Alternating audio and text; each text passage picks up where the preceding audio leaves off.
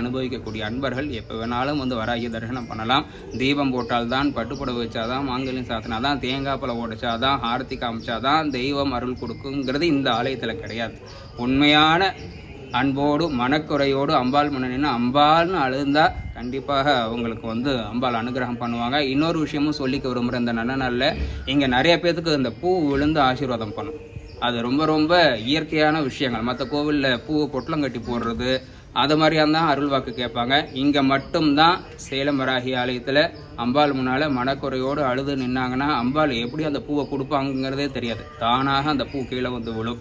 அது இங்கே வந்து தினசரி மக்கள் வந்து அதை ஃபீலிங்ஸில் அனுபவிச்ச பூர்வமாக என்கிட்ட சொல்லிட்டு தான் இருக்கிறாங்க. ஸோ அது இங்கே ரொம்ப ரொம்ப முக்கியம். அதே போல் எல்லாருக்கும் அந்த பூ எடுத்து கொடுத்துட மாட்டா. யாருக்கெல்லாம் தலைவிதி மாறணும்னு இருக்கோ, யாருக்கெல்லாம் கஷ்டம் நிவாரணம் தீர்க்கணும்னு இருக்கோ அவங்களுக்கும் அந்த பூவை கொடுத்து கண்டிப்பாக ஆசீர்வாதம் பண்ணுறா. அதனால் எல்லாரும் நம்பிக்கையோடு வாங்க, நல்லதே நடக்கும்.